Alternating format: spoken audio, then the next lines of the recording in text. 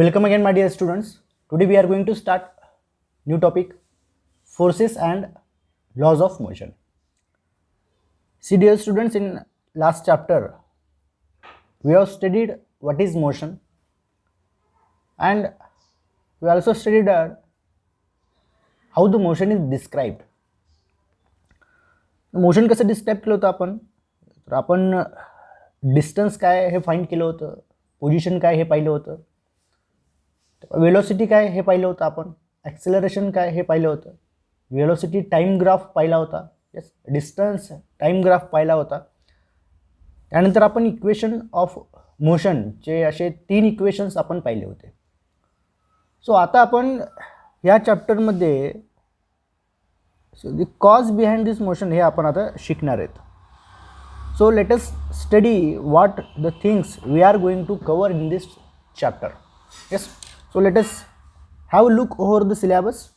So firstly we will study, we will have an introduction about this topic. Yes, so we will have an introduction about this topic. Then we will discuss here what are the causes for the motion. So what causes the motion? Yes, then we will discuss the force. Yes, so force म्हणजे काय आपण हे discuss करूयात. Then we will discuss here the balanced and unbalanced forces. Yes, so I will write here balanced and unbalanced forces.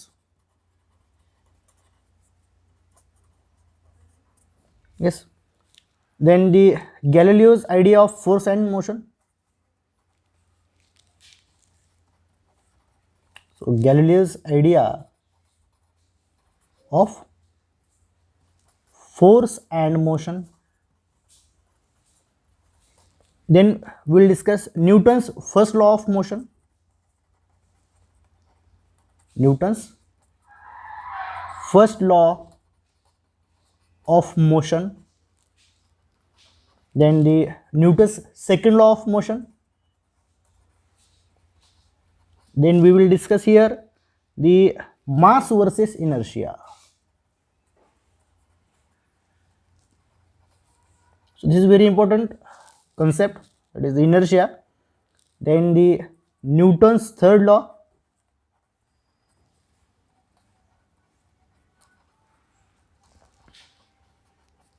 Then we will discuss the conservation of motion.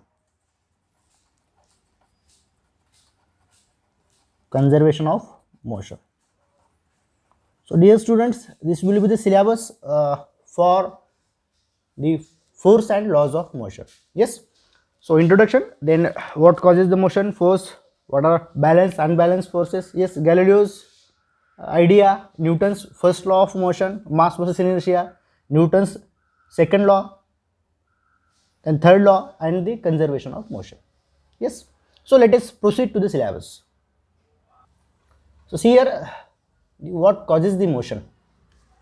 आता हे motion कशामुळे येतं, बरोबर. आता एखादी बॉडी आहे तर ती बॉडी मोशनमध्ये केव्हा येते. सी मी ते रिवाइज करतो मोशन म्हणजे काय. So we have studied. So dear student, suppose we have the object. Yes, आता ऑब्जेक्ट म्हणजे suppose any object we can consider ball. Yes, so we will denote this as a object, बरोबर. सो object म्हणजे काय, anything that under the study in language of the physics we called it as a object. समजा आता हा object आहे, बरोबर. आता हा ऑब्जेक्ट हा मोशनमध्ये केव्हा येईल, मीन्स सपोज जर हा object let us have it as position of A, when it comes to position B, suppose हा जर पोझिशन बीला आला, so there will be change in the position. Yes, so there will be change in its position. So ऑब्जेक्टच्या जेव्हा पोझिशनमध्ये change होतो तेव्हा आपण म्हणतो की this object is in motion, बरोबर. आता हा ऑब्जेक्ट हा स्वतःहून आपली पोझिशन चेंज करत नाही. सो ह्या ऑब्जेक्टला काहीतरी एक्सटर्नल कॉज लागतो. येस, कॉज म्हणजे काय, काहीतरी कारण लागतं, तेव्हाच हा ऑब्जेक्ट इथनं इथे जातो. सपोज आपल्या रूममध्ये चेअर आहे, जस्ट इमॅजिन तुमच्या रूममध्ये चेअर आहे, तर ती चेअर आपला पण ह्या कोपऱ्यातनं त्या कोपऱ्यात जात नाही. So it will require one external cause. External cause म्हणजे काय, तुम्ही ती चेअर हाताने ओढली पाहिजे आपल्या घरातल्या एका कोपऱ्यातनं दुसऱ्या कोपऱ्यात आणण्यासाठी. So what you required there the external cause. तुम्हाला एक्सटर्नल कॉज लागणार आहे. येस. सो सिमिलरली इथे एक्सटर्नल कॉज काय, so we will call this external cause as force. So we will required here force. Yes, getting or not. So this external cause it is responsible for change in the motion of this, change in the position of this object. and change in the position of the object म्हणून त्याला आपण म्हटलं होतं त्याला motion of object असं describe केलं होतं in last chapter. म्हणजे आपण म्हणतो की जेव्हा एक्सटर्नल फोर्स अप्लाय करतो तेव्हाच हा ऑब्जेक्ट हा एका पोझिशनवरून दुसऱ्या पोझिशनमध्ये जाणार.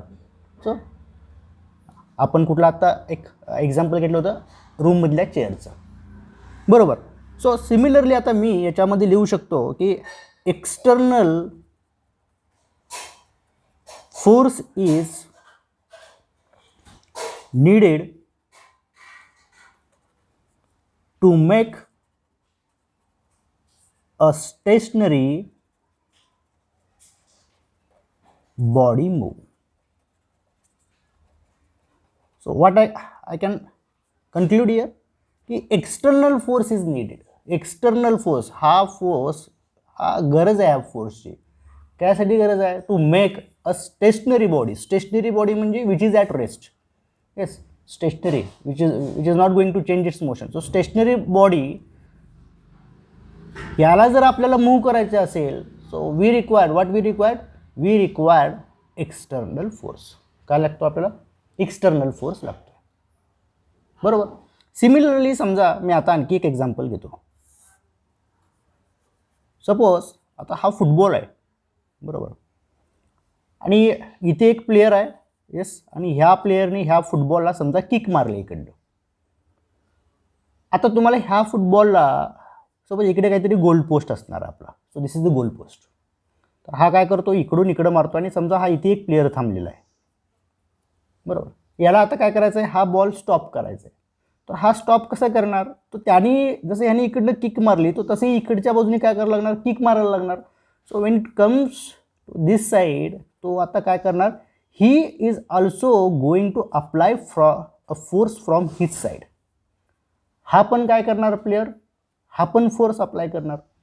का फोर्स अप्लाय करणार, कारण त्याला हा जो येणारा फुटबॉल आहे ह्याला स्टॉप करायचा आहे. सो कन्सेप्ट अंडरस्टँड करून घ्या.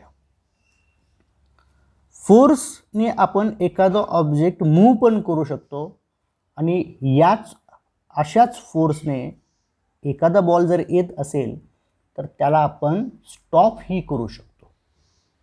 स्टॉप करू शकतो म्हणजे स्टॉप करायचं असेल तर तुम्हाला काय लागेल, फोर्स लागणार आहे. येस, तुम्हाला तिथं फोर्स अप्लाय करावा लागेल तेव्हाच तो फुटबॉल काय होईल, स्टॉप होईल. इथं मी काय सांगू शकतो की external force is needed to stop a moving body. जर तुम्हाला एखादी मूव्हिंग बॉडी म्हणजे जर ही मूव्हिंग बॉडी झाली ना, कारण हा फुटबॉलला याने किक मारला आहे. So this is the moving body. So this will be the moving body. What it is, this will be the moving body. So dear students, जर मूव्हिंग बॉडीला जर तुम्हाला स्टॉप करायचं असेल, आता हा गोलकीपर आहे सपोज, याला स्टॉप करायचं आहे. सो ह्या प्लेयरला पण काय करावं लागेल, ह्या प्लेयरला पण फोर्स अप्लाय करावं लागेल, बरोबर. सो इथे मी लिहू शकतो again the external force is needed to stop a moving body. What it is, external force will required to stop a moving body. बघा कन्क्लुजन समजून घ्या.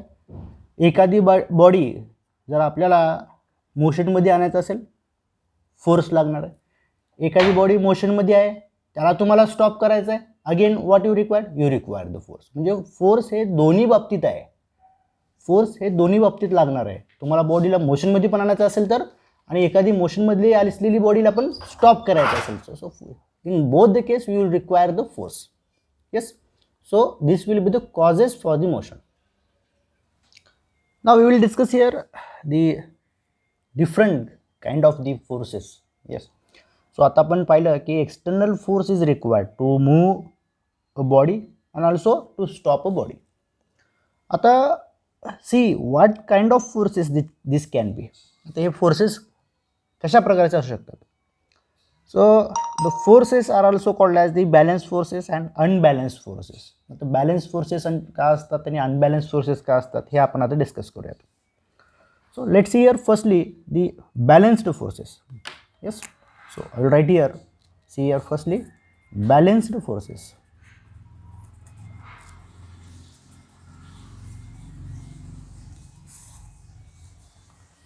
सो बॅलन्स फोर्सेस म्हणजे काय असतात लक्षात घ्या. See these are the equal and opposite forces. What are this? These are the equal and opposite forces. Yes, so I will tell you how they are. Equal and opposite forces म्हणजे काय. Equal means they are equal in magnitude. Yes, and opposite forces means their direction is opposite. Yes, their direction is what? Opposite. So we'll consider one example. Suppose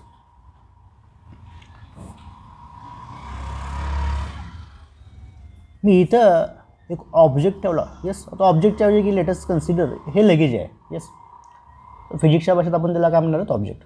so हे luggage आहे. समजा एक bag आहे तुमची आणि समजा ह्या बॅगला इकडं एक मुलगा आहे, तो इकडनं ओढतोय आणि इकडं एक मुलगा आहे आणि हा इकडनं ह्या बॅगला ओढतोय.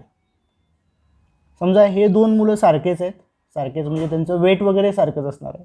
Yes, means they are applying the same magnitude force. Yes, so they are applying the force of same magnitude, you can say. So understand dear student here, same मॅग्निट्यूडचा फोर्स म्हणजे कसा काय. समजा हा 10 न्यूटनचा फोर्स इकडे लावतोय आणि इकडे पण हा 10 न्यूटन. न्यूटन हे आपण युनिट आहे फोर्सचं, that we have studied in class 8.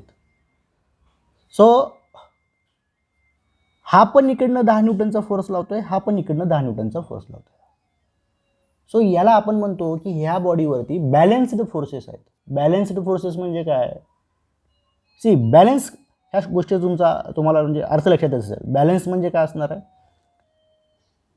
Magnitude दोघांचं पण सेम आहे, पण त्या फोर्सेसचं डायरेक्शन हे अपोजिट आहे. म्हणजे याच्यावरती काही इफेक्ट पडेल का. नाही. आता जस्ट इमॅजिन, आता मग हे लगेज कुठल्या बाजूने मूव्ह होईल. Whether this luggage is going to move to this side की मग हे इकडच्या साईडला जाईल. सो दोन्हीकडे सेम फोर्स लागला आहे आणि त्यांचं डायरेक्शन अपोजिट असल्यामुळं तुम्ही सांगू शकता. So there will be no any change in the motion. बरोबर का. हा कुठल्याच बाजूने मूव्ह होणार नाही, कारण हे बॅलन्स झालेलं आहे सध्या. Yes, so simple I can write here, they do not cause any change in the motion. Yes, so आता हे मोशनमध्ये, या बॉडीच्या मोशनमध्ये काहीच चेंज करणार नाही. येस, सो सिम्पल आपण एक्झाम्पल जर घेतलं, याचं example suppose that is the tug of war.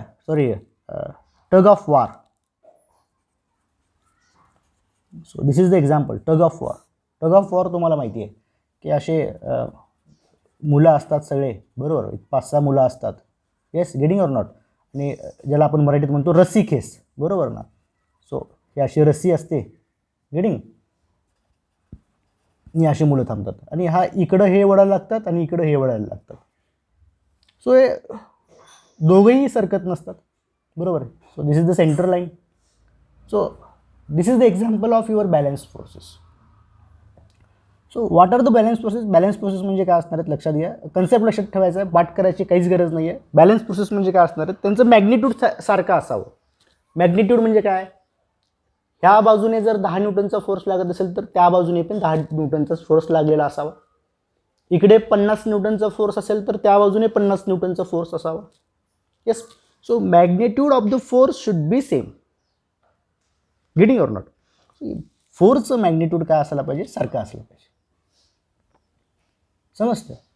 And the second thing is what, the direction of force should be opposite. बघा इकडं हे मुलं काय करतील, हे इकडच्या बाजूने ओढायला लागतील आणि इकडची मुलं काय करतील, हे इकडच्या बाजूने ओढायला लागतील. So this can be a balanced forces. याला आपण काय म्हणणार, बॅलन्स्ड फोर्सेस असं म्हणणार. बरोबर. आणि बॅलन्स फोर्सेस जर एखाद्या ऑब्जेक्टवरती ॲक्ट करत असतील तर इथं मी स्पष्ट सांगितलं इथं तुम्हाला की they do not cause any change in the motion. ते मोशनमध्ये काहीच चेंज करणार नाहीत. जरी ही बॉडी रेस्टमध्ये असेल तर ती रेस्टमध्येच राहील. बरोबर. सो जेव्हा एखाद्या बॉडीवरती बॅलन्स्ड फोर्स ॲक्ट होतात तेव्हा ती बॉडी मूव्ह होणार नाही. Yes. So now we will understand the second concept, that is unbalanced forces. Yes. So here the unbalanced process. So unbalanced forces म्हणजे काय असतात. Yes. So they are the unequal forces. What they are? Unequal forces. Yes, I will tell you what are these. Unequal forces म्हणजे काय, simple सांगतो. Suppose here is the object, yes, and it is resting on somewhere, yes, it is on the ground. Suppose मी इकडनं 10 न्यूटनचा force लावला आणि समजा ह्या बाजूने याच्यावरती समजा 5 न्यूटनचा फोर्स लावला. Now dear students, you can understand here that in both the cases, in this case the magnitude of this force is not the same. एक 10 न्यूटनचा, एक 5 न्यूटनचा. तर तुम्ही सांगू शकता की 10 न्यूटनचा जो मुलगा आहे, म्हणजे इकडून जो मुलगा 10 न्यूटनचा फोर्स लावतो, इकडचा मुलगा 5 न्यूटनचा फोर्स इकडे लावतोय. तुम्ही सांगू शकणार की आता हा ऑब्जेक्ट कुठल्या साईडला मूव्ह होईल, इकडनं फोर्स जास्त लागतोय, so motion will be in this direction. हे लगेज किंवा हे ऑब्जेक्ट हे ह्या डायरेक्शनमध्ये काय होईल, मूव्ह व्हायला लागेल. सो अनबॅलन्स फोर्सेस म्हणजे काय असतात, they are the unequal forces. Yes. So see here the direction of the forces. So their direction can be in opposite direction or can be in same direction. Same direction म्हणजे काय, समजा same object आहे असा. Yes. समजा ह्या बाजूने पण एक 10 न्यूटनचा फोर्स लागला, म्हणजे इथे एक मुलगा आहे. येस. आणि आणखी एक मुलगा आहे, त्याने 5 न्यूटनचा फोर्स लावला. म्हणजे 10 न्यूटन आणि 5 न्यूटन हे ह्याच डायरेक्शनमध्ये आहेत, फोर्स लावा लागले. So these are what the forces. आता तुम्ही सांगू शकता की ह्या केसमध्ये काय होईल, so the object will move in this direction. सो याला पण आपण काय म्हणणार आहेत, अनबॅलन्स फोर्सेस. सो अनबॅलन्स फोर्सेसमध्ये 2 केस असू शकतात. The forces can be in same direction or they can be in opposite direction. Unbalance फोर्सेसचं डायरेक्शन हे सेमही असू शकतं किंवा अपोजिटही असू शकतं. येस. सो डिअर स्टुडंट्स, हे जे अनबॅलन्स फोर्सेस आहेत, हे अनबॅलन्स फोर्सेस काय करतील, they will cause a change in the motion. याच्या मोशनमध्ये ते चेंज घडून आणतील. म्हणजे हा जर रेस्टमध्ये असेल तर याला आपण ते काय करतील, मोशनमध्ये आणतील. येस. सो अनइक्वल फोर्सेस म्हणजेच आपण काय म्हणलं होतं, अनबॅलन्स फोर्सेस. सो इथे मी लिहितो. येस. सो दी अनबॅलन्स फोर्सेस जे आपण आता डिस्कस केलं, दे can be in the same direction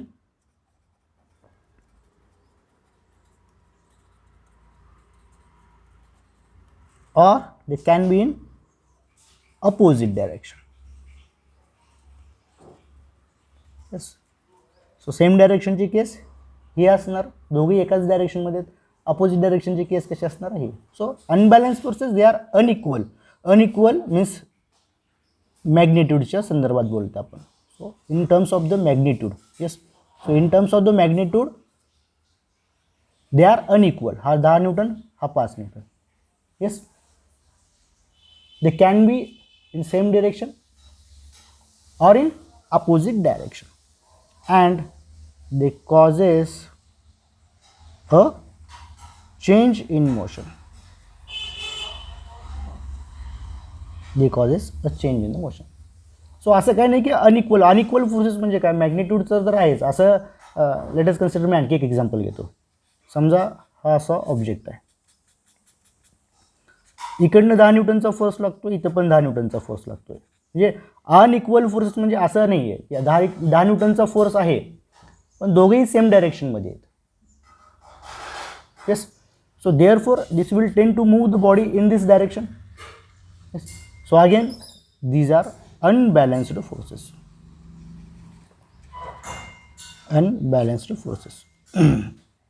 yes, so ह्या फॅशनमध्ये आपण अनइक्वल फोर्सेस असं म्हणू शकतो. येस डिअर स्टुडंट, सो हे पण काय असणार आहेत, अगेन दी अनबॅलन्स फोर्सेस असं इमॅजिन करायचं की whether they are going to balance the object or not. आणि ह्या ठिकाणी बॅलन्स होत नाही. आपण सांगू शकतो की दोघंही इथनंच 10 न्यूटनचा फोर्स लावतात म्हटल्यावर ऑब्जेक्ट हा इकडेच मूव्ह करणार आहे. येस, सो अनबॅलन्स फोर्सेसच फक्त ऑब्जेक्टला मूव्ह करू शकतात. Yes dear friends.